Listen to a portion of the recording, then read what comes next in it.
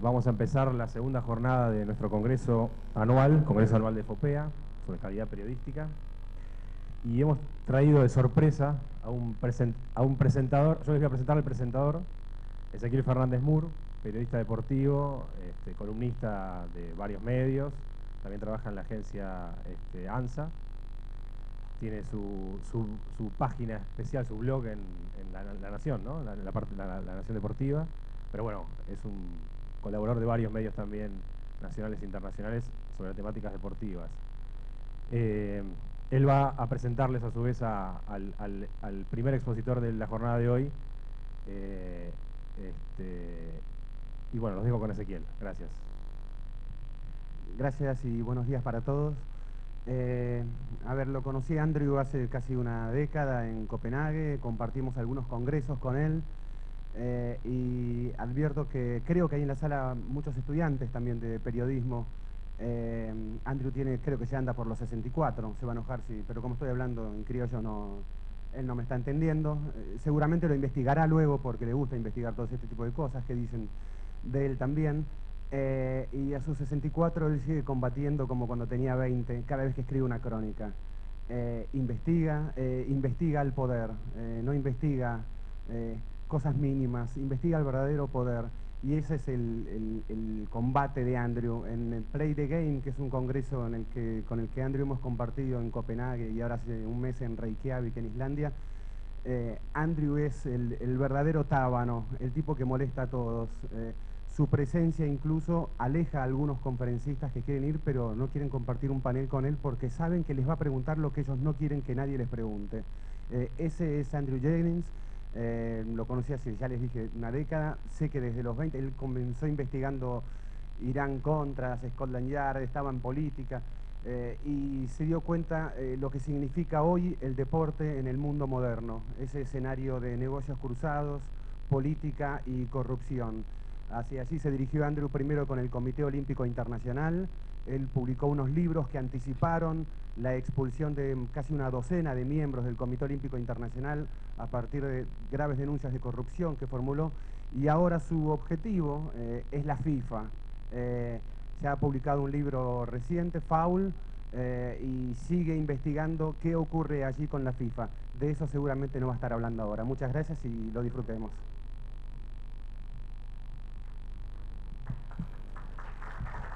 Oh.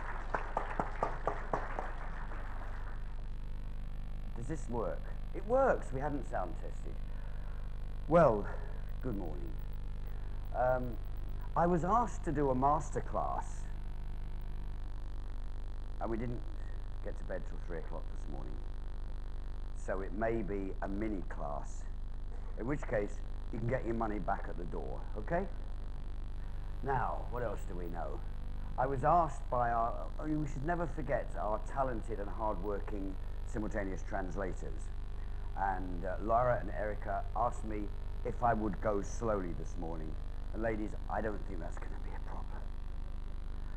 Right, well, thank you for those of you who got up this morning. I've got the names of everybody who's still in their bed, who were there drinking after me last night, or this morning, today, tomorrow, whenever it was. So let's get on with it. Well, thank you. It's nice to be invited anywhere these days. I'm still recovering from a 6-year ban by the International Olympic Committee. I've been banned by FIFA for the last 4 years. The English Football Association ignore my emails, so I think I must be getting it right. Now, we've all got different views of how to teach investigative journalism. Some say the advice is very simple. Employ rat-like cunning, a plausible manner, and maybe, hopefully, a little literary ability. I can only tell you what has worked for me. So how do I do this job? I always listen to what confidential sources tell me. But most of all, I'm determined I have to get the confidential internal documents. With documents, you've got the true story, and it's a lot easier to work with your lawyers if you have managed to steal, acquire, or we mustn't use these words. But how do you get them? How do you get inside monolithic organizations that don't want you to know what they're doing, are frightened that you would find what you would find out? How do you get in? Well, here's how I acquired a huge collection of FIFA's most carefully guarded confidential documents. Nobody had ever got inside their archives before. What a challenge. What a challenge. So when I went to my first President Sepp Blatter press conference in Zurich in early 2001, I knew what I was looking for. I knew that he presided over a systematic bribery racket that dwarfed anything that ever happened during the International Olympic Committee scandals. But I didn't have any proof. How do you get inside? How do you get the documents? I went to a press conference, quite similar to this auditorium. The journalists all wearing ties, that was most of the women as well, I think. Very, very deferential sports journalists, embarrassed they've never got to ask a difficult question because they don't really like doing it. And lining the auditorium with the FIFA blazers. Men and women, officials, all, wear the formal blazer with the FIFA badge. And, I looked around, a whole brigade of no comment faces. They'd been watched, disciplined, brainwashed, and sometimes punished for years if they even looked less than loyal to the maximum leader.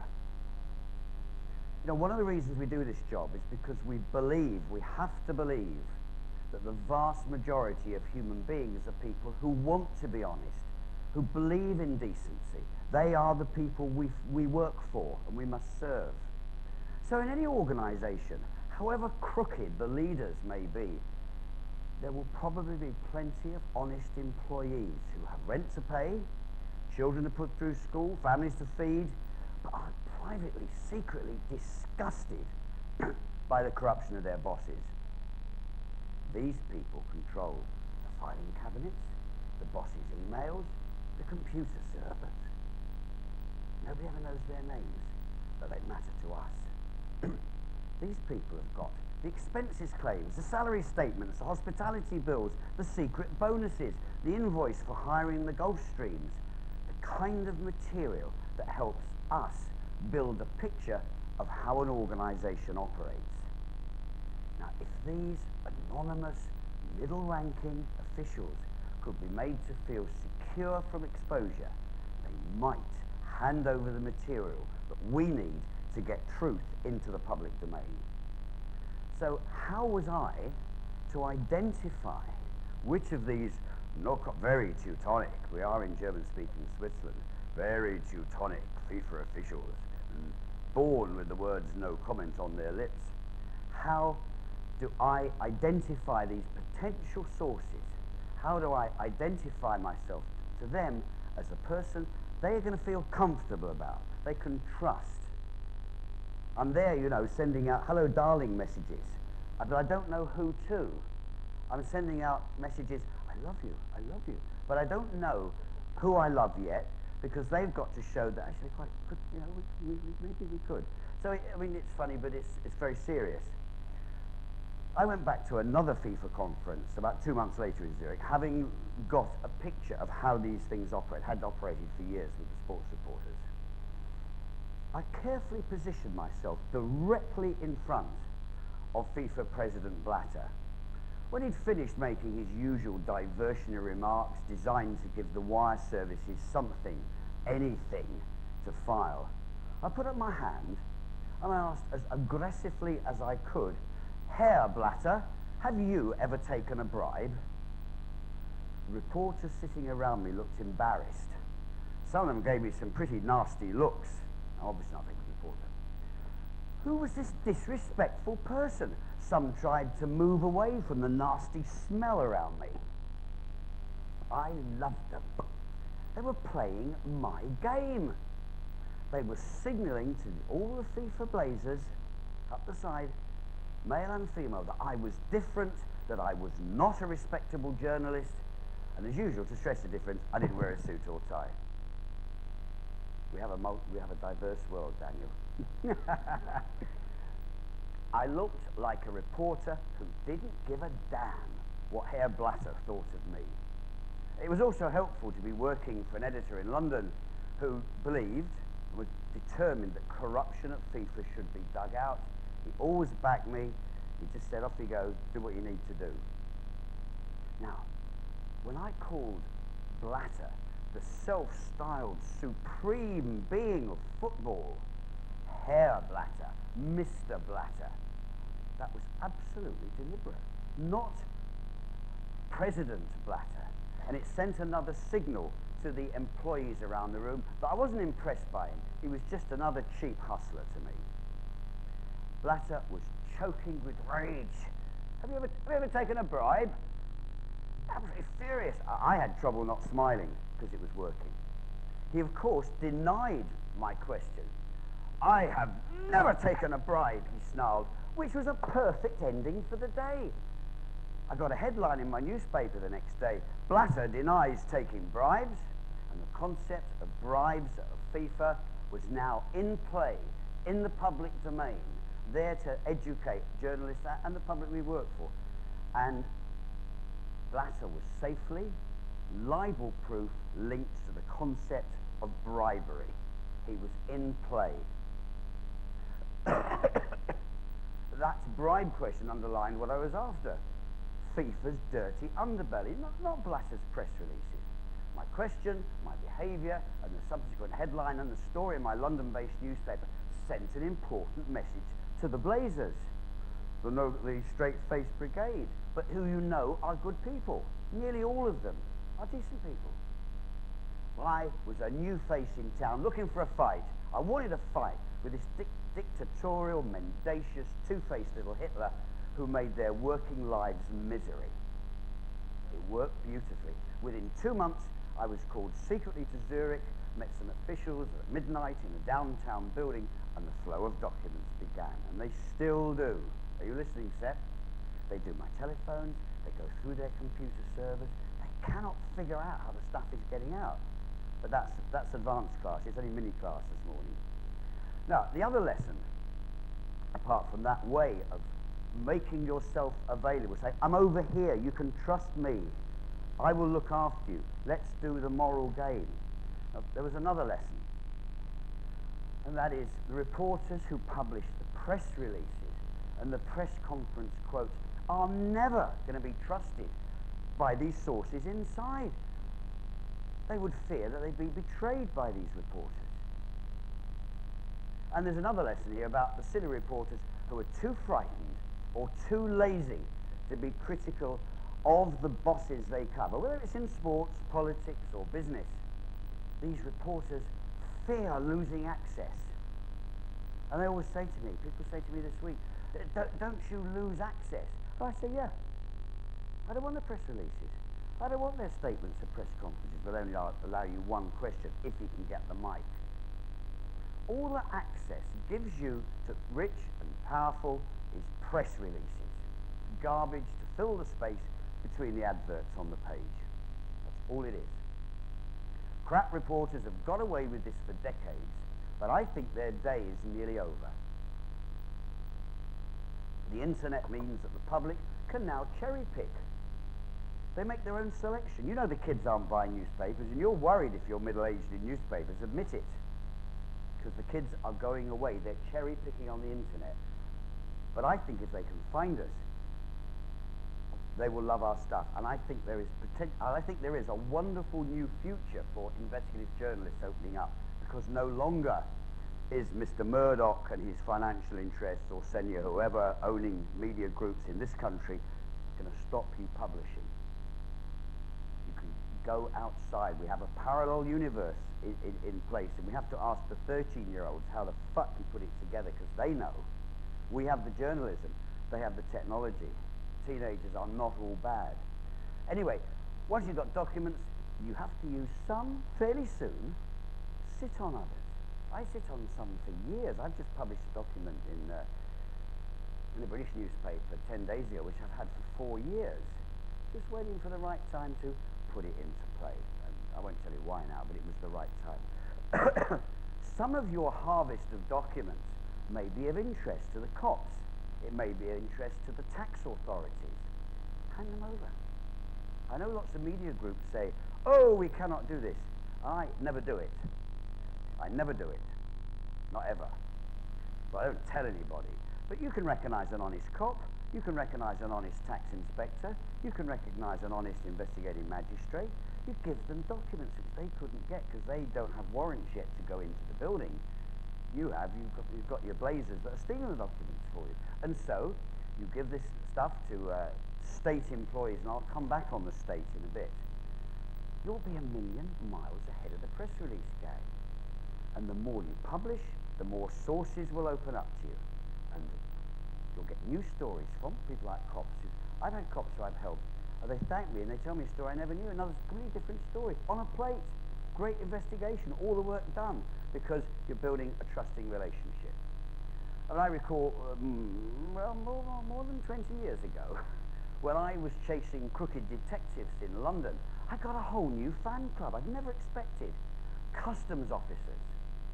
Customs officers who attempted to stop drug importations into Britain knew that a lot of these drug importations were being guarded and protected by senior London detectives. And they were pissed at this. And they stopped sharing information. But they liked the fact that I was going after these corrupt detectives by long research. Everything takes years, as I do. But the customs officers liked it so much. They took me inside their investigation into a major Palermo mafia gang running heroin into England. I got a fantastic film report in Britain because they appreciated the work I was putting in, and they said, here's one for you. Perfect relationship. I have a very ugly and unsophisticated website, because the guy who does it is no good. I don't know how to do it. Its only virtue is it sends signals. It sends signals out to the opposition camp in sports organisations and sometimes elsewhere that I'm available, I'm in business, I'm here. Hello, I'm over here. Again, every 10 days or so, I get a contact email from an honest official around the world who says, Mr. Jennings, I think you should know about, because they feel secure. They can't turn to the run-of-the-mill sports journalist because they're saying, that's a really interesting story, but I've got to go to the pub. You know, they don't want to know, and there is a major problem with editors, I think. It's not the sports reporters, they can't help being stupid. The editors don't get them to work for their money and for the public. And that's a whole cultural thing that I think we should be addressing with the amount of public and private money in elite sport these days. And it's left to people who don't know the expression, follow the money. They don't know what it means. So the beauty of my website, to me, is it sends this message. I contact them, I get documents, and off I go again. 20 odd years ago, I used to call this, maybe somebody else thought of this and I've forgotten. I called it was my magnet theory of journalism. The more tough stories you publish, the more big scoops will be offered to you. Because people realize, as with my aggressive question to Blatter, he is a sleazebag, I'm not going to reply to him. The message is, I'm coming after them, I'm looking for a fight, I'll cross the road for a fight with him. And that's the message you're sending out to people who don't know what to do. You know, there's an old saying in newspapers, there's a story behind every front door. Just go and knock on the doors. And people have been sitting there with documents, stories, tragedies. But they don't know how to pick up a phone and ring a newspaper. They're not quite up to that. And they're really, you know, get away from these screens. Get on the street, knock on people's doors. Well, and learn to be rude to bad men. It works. So who should we be investigating? I've got quite a simple test. When I look at a big company, a government, a public organization, I examine the face they offer to the public. So I go and dig, so I can find out what do they do in private. If there's a gap between the public face and the private reality, we've got a story. That's the starting gun to get stuck in. You know, the French sociologist and activist Pierre Bourdieu put it brilliantly, somebody with real brain. And he said, among the tasks of a politics of morality is to work incessantly toward unveiling hidden differences between the limelight and the back rooms of political life. And that's what we do. We look for the hidden differences. Now, I learned my trade. I don't think we have a profession. I think we have a trade. I learned my trade investigating crooked businessmen for a radio consumer program. You have to start somewhere. Good experience. Through the 1980s, I explored corruption among top-level police officers in London and revealed their close relationships with the gangsters they were supposed to be catching.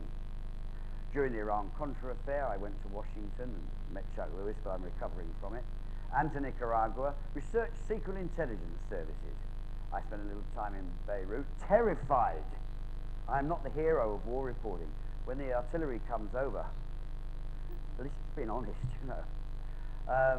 I like to eyeball people who want to kill me. I do hate this artillery thing because there's nothing personal in it. Then I went to Palermo to investigate the mafia and their heroin shipments to London, and it was a perfect training for the next assignment that I chose, the International Olympic Committee. When I began investigating the IOC nearly 20 years ago, some of my colleagues in investigative journalism laughed scornfully. Andrew, they said, sport?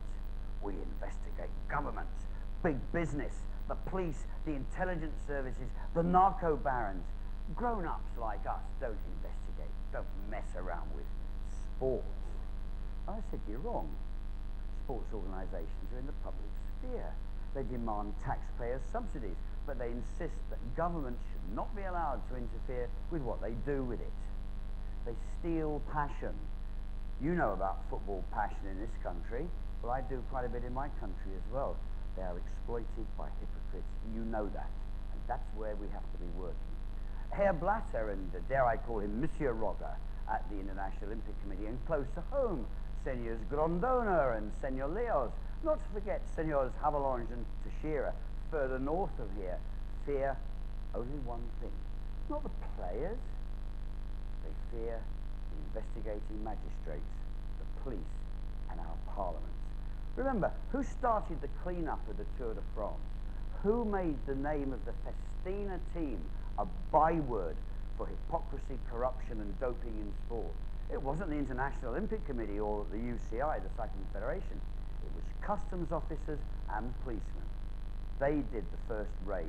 They got the drugs. The same has been happening in Spain, Germany, and Italy. It was 3 o'clock, it really was. We doing all right, ladies? Because we had 2 signals they were going to give me. There was this one or this one, but I think I'm getting this one. Right. In Switzerland, there's one heroic investigating magistrate. Thomas Hildebrand. Let's remember that name. That name is going to come back next year and probably the year after. This is the most important man in world football, and I don't know if he's ever even kicked a football. Investigating magistrate from the canton of Zug in Switzerland, Thomas Hildebrand. He gives Herr Blatter nightmares. He must be a good guy. While our national federations, football federations, grab their World Cup tickets, their luxury lifestyle, re-elect Blatter and the gangsters, Mr. Hildebrand has completed his first investigation. There's a criminal trial in the canton of Zug in Switzerland next spring, probably March, where we're going to start material information coming out in court about bribes that were paid to FIFA officials. Leos across the estuary in Paraguay, definitely going to be named, no question. 200,000 US. They only found one of the bribes, but they've got him screwed on that. That's not part of the court case. That is just going to be evidence given during it, and you should have reporters there so you can ask Grondona about it as soon as you've got the evidence. But now Hildebrand is back at work, and Herr Blatter and FIFA Finance Committee Chairman Julio Grondona, known to you, they're not sleeping well, because this investigator is appointed by a democratically elected government. There are no political pressures, media pressures, TV rights pressures. It's just a guy doing a job, and it's getting done. And we're going to have a very exciting time at FIFA in the next 2 years. And I don't know whether you should read your sports pages. I'm sorry, I have one friend here who's a sports reporter, and I don't know if we're going to speak again after, but I think he agrees with me on most of this stuff. We're not talking about every sports reporter, we're talking about most of them.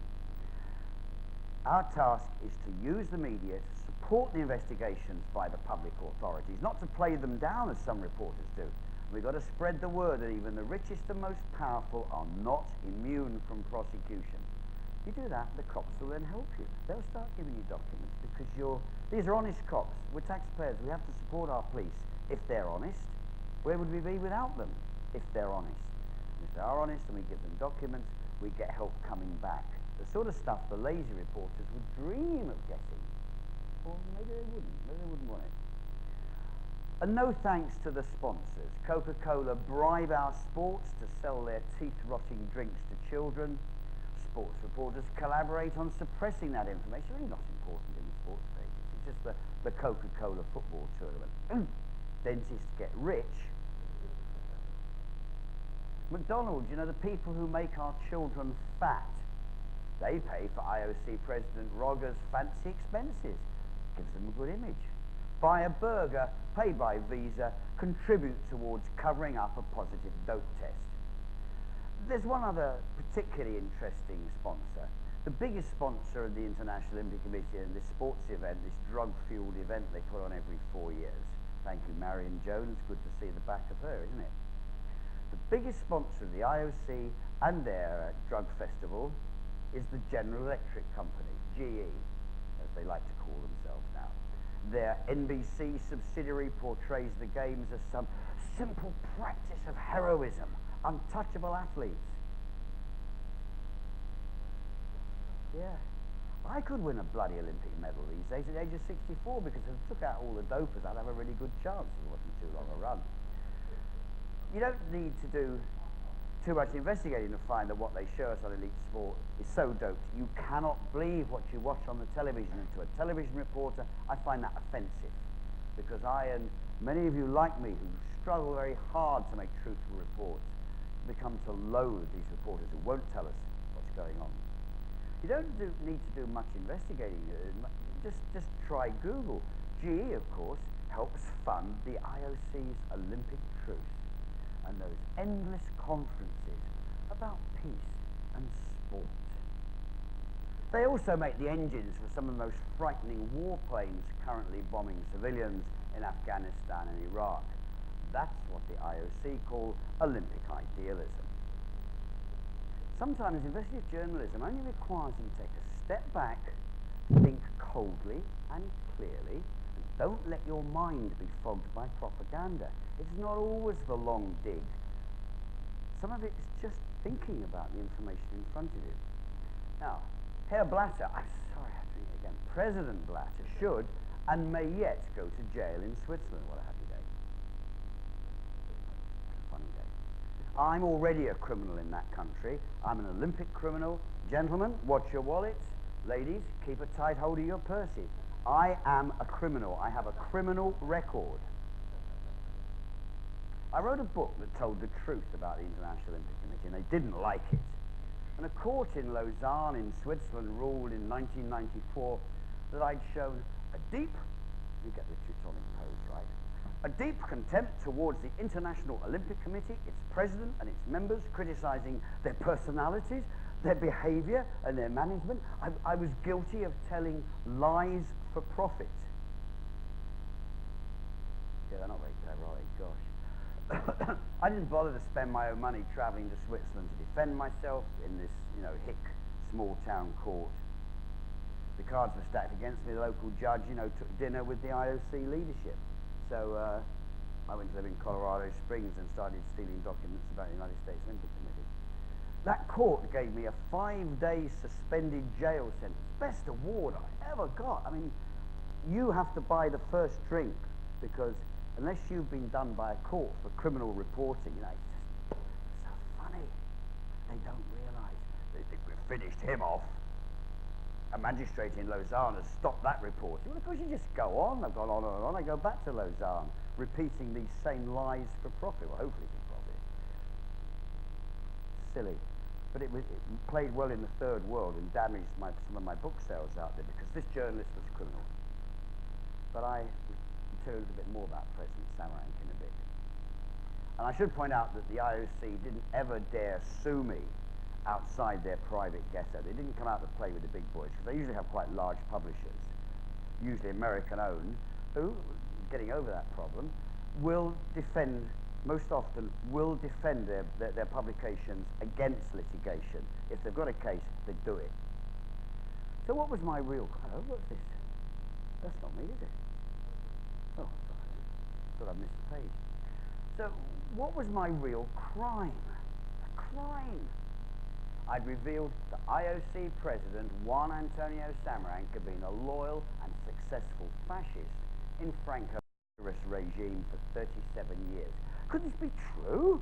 Was the president of the IOC leader of an international organization pledged to sport and peace and youth and all things good, the guardian of sport's moral values? Could he be a Nazi? Yes. Can we have a look? Here's a picture of Samaranch doing, you know, he's very keen on sport, and his favourite exercise is, turn that camera off, is the right arm exercise. And always a joke used to be, why was President Samaranch's right arm more muscular than his left? And he's the little fucker here. You can say that on the internet now. And do you know he had the best polished jack boots in Barcelona? So he was Franco's sports minister. He waited in 1936-37. He watched the way it was going. He saw the Republic, the elected government was in trouble, wasn't going to win. Hi, General Franco became sports minister. You can see now that picture's 1974, and actually you'll see his arm is the least upright. Because if you look at the rest of them, it's very joyous to see the old Nazis are sad people, aren't they? They don't realise it's 1974, it's all over, baby. Franco's going to die in a year's time, and you've got to get a deal with the European Union, which means parliaments, free media and the lot. And Samaranch, not stupid, knows that. He's still got to do this, but I can't get it. And he was off away as fast as he could, but he's never told us what he did with his blue shirt. He's not wearing his blue shirt there, is he? He's wearing a white shirt. I've got lots of other pictures in the fascist blue shirt. If you go on my website, photographs of him in fascist uniform with Franco. And the sports reporters never told us. They never told us. 1974, Samaranch was an International Olympic Committee vice president. 6 years later, the IOC, that nice cozy little club of very inadequate people, made him their president. It's unlikely you will ever find any member of the IOC who will admit that their leader for 20 years, up until 2001, was a card-carrying Nazi. Because, I mean, they were in bed with National Socialists. They had the same syndicate. I mean, they are Nazis. It's quite proper to call Franco's lot Nazis. They had the same economic structures. And they loved those polished boots. They did the same fantasy of uniform. At the IOC, Samaranch's fascism is a taboo subject. You can't use the word. But you never see the sports reporters mention it. Hard news reporters, political reporters, all the other reporters always turn over any new face on the block, any aspiring politician or president. We go in, we look at their marriage record, their college record, we look and see if they were caught doing a bit of this or drunk in charge. That's the normal job. We owe it to the public to turn the buggers over and see, you know, what their private record is. What is the difference, as Pierre Bourdieu put it, between the public and the private face? And we always do that. Not in sport. How often did you ever see the sports reporters? Have you ever read a newspaper article by a sports reporter saying, IOC President Samaranch, the one with the more muscular right arm, said yesterday that he believed in peace? They wouldn't use the word. My book, which revealed this, I'd only got this particular picture later. They've been weeding the archives. There aren't many pictures left of the right arm exercise. But the sports reporters wouldn't tell us. They betrayed us. They knew, they all read my book, it was in 11 languages, they couldn't miss it. Outside Europe and America, North America, then it did get mentioned. But thanks APY, thanks Reuters, they're so polite. You must be polite to bad men, because you may not get some crap to keep the adverts apart in tomorrow's paper. But by hiding this man's appalling background, our reporters deceived themselves as well as their readers, their listeners and their viewers. Now my book also revealed that IOC members took bribes. Now we all got to know that for sure in Salt Lake in 1999, but you didn't have to do that much work to get people to, you know, when the IOC hit town, lock up your daughters and sometimes your sons and make sure you give them big empty suitcases to take the loot home with. And we knew it, but you didn't read it from the sports reporters. Now, my book had bribes in it before that Salt Lake City's cash and sex, and it was sex as well, they don't talk about that very much either, cash and sex of vote scandal that broke in late 1998. Now, because the sports reporters have been in denial about Samarank's fascism, they couldn't explain the roots, the source of this scandal, which was that Samarank had imported institutionalized corruption from the Franco regime, uplifted it across Europe, put it in Lausanne International Olympic Committee, and he ran his organization like Franco's Spain. When he didn't kill people, he certainly hurt people, his careers. But you know, most dictatorships have a huge amount of corruption. Because there isn't accountability and scrutiny, this is going on everywhere.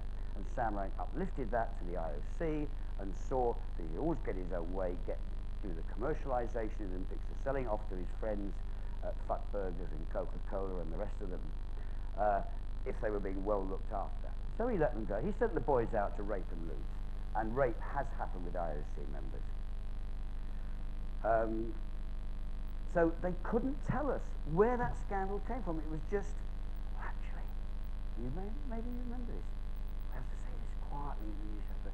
Well, you know, these people have been causing problems, obviously from the third world. They're from countries that haven't got developed ethical systems like we have. You know, and there was a lot of racism. And you may have noticed that most of the 8 or 10 members that went out of the door at the IOC did not have spectacularly white skins. And some very corrupt white skins stayed on. Now, and it wasn't the sports reporters who brought us the best scandal from Salt Lake City. It was the hard news reporters with loyalties only to getting the story, getting it right, getting it in the paper, going to the pub. Never mind what this, you know, diminutive European fascists thought about what they should put in their newspaper. So I, you know, want to pay tribute to the news reporters of the Salt Lake Tribune, who went digging in the archives of that Olympic bid, and they found the hilarious story of the visiting party of IOC grandees who instructed an office junior to go and do their shopping. What did they want? A big parcel of Viagra tablets, a violin, and something else that cost $74.27. Any guesses? It was a vibrator. Now, what sort of party were these guys planning? And was it going to be drug tested? It's still there in the archives. Now the IOC faces new scandals. You won't read about those in the paper either because it's too complex for the sports reporters.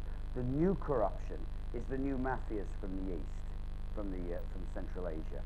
Very, very dangerous people. And I've screwed with them, and I think they're the most dangerous people around because they're just stone killers. They don't care.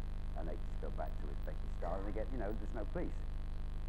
Now, President Roger, you know, the one with the nice teeth and hair who was chosen by Samarank, hasn't got a clue what to do about it. He's talking privately. He's even talking to one or two German journalists. Oh, what am I going to do, you know? I mean, these are the narco barons of the East, baby, and they want the IOC. And they're teaming up with the Gulf billionaires, the oil billionaires of the Gulf, video and TV and scripts, or on the net. If you can make people laugh, they will remember your serious points. Last year I was invited to speak to a conference of very serious professors. They don't do laughter at their conferences. I wanted to demonstrate to them in my presentation that it's not worth investigating FIFA. It's below professors to sort of, let me analyse the structures of global football, because they haven't stolen the documents, they don't know what they are. The analysis is simple, they're a bunch of lying crooks, but you know, that's a very short thesis, isn't it? So, this is how I tried to get my point over. 4 years earlier, I thought that my newspaper readers might like to know how much money President Blatter pockets from FIFA. The obvious person to ask then was FIFA General Secretary and Director of Finance, Mr. Ernst Lindsay. You can trust Mr. Lindsay. In 2003, he told FIFA's website, I think, hopefully, Can you scroll it up? There's some words beneath it. Well, they've disappeared, but this is what he said. I make these graphics myself, which is why they're so appalling, but I hate PowerPoint. PowerPoint stops you thinking. If the world is reduced to a list, we are in trouble. And Herr Lindsay had told FIFA's website, we should always, it's very Teutonic as well, we should always remember to let the media and the public know what we are doing. There is huge public interest in FIFA, therefore we have to be transparent as possible. We will try to communicate in a more open way concerning football matters, so the world can believe us and be proud of their federation. So I emailed the transparent Mr. Lindsay. Please tell me what President Blatter earns in salary, pension contributions, cars, bonuses and other perks. Transparent Mr. Lindsay didn't reply. So I emailed FIFA Director of Communications, Marcus Siegler. Many, many times he's refused to appear on public platforms with me. I wonder why. He did reply to me, and it became very foolish. Here is our exchange of emails. Please, will you disclose how much is President Blatter paid? We can answer your question as follows. The matter of the compensation of the President was dealt with and decided unanimously at the Finance Committee at its meeting on 15th December 2002 in Madrid. The respective minutes have been ratified by the Executive Committee at its last meeting on 6th of March 2003 here in Zurich. Thank you for your understanding. Well, he hadn't begun to answer the question. So I emailed him again. I don't understand. Why won't you tell me what Blatter earns? We must abide by internal rules and cultural traditions. In Switzerland, salaries or income are not, simply not published. Also, you must not question FIFA's dedication to transparency. I tried again. How much is Blatter paid? We told you that already. No, you didn't. Yes, we did. So, how much is he paid? We told you already. And anyway, who wants to know? So I gave up digging. I gave that one up. I went digging again. And I acquired a document proving that Blatter every year pays himself a huge bonus. I wrote a story under the headline, revealed Blatter's secret bonus that FIFA tried to cover up. My story said that former FIFA President Havelange had arranged in great secrecy for Blatter to get this payment once he took over as president. It was, I think, Havelange's last act before he carried the bags of gold out of Zurich and took them to somewhere in the Cayman Islands, I think. I disclosed this in the London Daily Mail on March the 18th, 2003. Within hours, FIFA's website announced dramatically at the top of their homepage, President Blatter has instructed their lawyers to file lawsuits against Andrew Jennings and the Daily Mail. His press release, bless his cotton socks, his press release said, I published fiction. And they declared me persona non grata at all FIFA buildings, press conferences and events. I still am. But they didn't sue. Blatter couldn't because I had obtained a sworn statement from the previous head of finance at FIFA. They couldn't sue me. The story was true. But Blatter was successful in frightening off other reporters.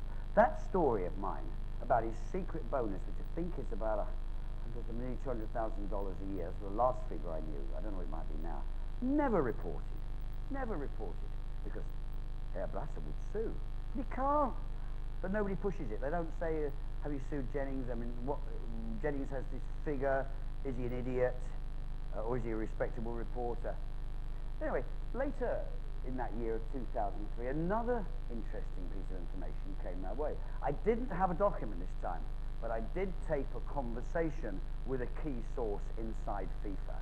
I didn't tell him I was taping, but I needed this just to play to the lawyers to say, look, the guy's basically honest, he's telling me the truth, I've taped him a little bit embarrassed, but not very embarrassed, just for the lawyers. It's never been broadcast. I would never play it to anybody else. I wouldn't tell you who it was, but it was just for the lawyers. And I got confirmation from 2 other sources. Now, we didn't name Havelange in this picture, in this story, because we hadn't quite got enough at that stage. Interesting who the pictures of. Very good page layout by the sports editor at the Daily Mail. And the lawyers say, yeah, we can get away with that. You can see who got the bribe, but we can't quite say. But does he want to come out to play? Does he want to come? Does he want to sue? We'll see him. We'll see him in court. We're picking the fight. No newspaper coverage at all. I mean, I don't care whether people follow me up or not. I really don't care. But these are true stories about this corrupt organisation, and they were not getting picked up and processed elsewhere in the media. Now, this one was wonderful. This was hilarious. Somebody at the ISL marketing company, which we're going to hear a lot more about in the months to come, they've been paying kickbacks to FIFA officials for years. This is the marketing contract. An employee was instructed to pay a regular bribe to Havelange, whether it was Friday afternoon and they'd just come back from the pub, whether they were inadequate, whatever, just half asleep. Instead of sending the money to his offshore bank account, they sent it direct to FIFA House in Zurich. And for free on my website, you can read the first chapter of my book in English. There is a Spanish edition somewhere, where I actually tell the story of the morning that bribe arrived at FIFA House, and what are we going to do? Because it's in the banking records then. It's gone through official banking. You can't just scrub it out. The bank will not, even a Swiss bank, will not remove that £500,000 or £1 million payment. So I ran that story, and FIFA didn't sue me for that either. And later on BBC television, we named Havelange as the man who got that bribe. No response from Havelange or from FIFA. That was 15 months ago. No sports reporter has ever reported what we said. Now, if the BBC say it, clearly we've cleared it with our lawyers. We have very good lawyers, have very good editorial standards. We're not going to name people in a television documentary for taking bribes if we can't sustain it in a court of law. But that's not enough. It spoils access. 2 years later, when I published the first edition of my book about FIFA corruption, Blatter went to court in Zurich, and hear this. He asked them to impose a global ban. There's something in your arcane Swiss law, I think it's called the Treaty of Lucerne or whatever, something you never heard of because you don't need to know, where the Swiss courts believe they can impose a global ban on a book and then enforce it. And that gave me the image of a Swiss court banning my book all over the world. Rupert Murdoch, who owns HarperCollins, my publisher, lives in Los Angeles. Can you remember those? Can you imagine those Swiss guards from Rome being uplifted from the Vatican, flown across to Los Angeles, and going into 20th Century Fox's office saying, "Hey, Mr. Murdoch, we arrest you in the name of the Swiss Confederacy." Can you see it? I mean, they're smoking that stuff in Zurich. They must be. The court did refuse. The court did say, "Yes, it's so embarrassing,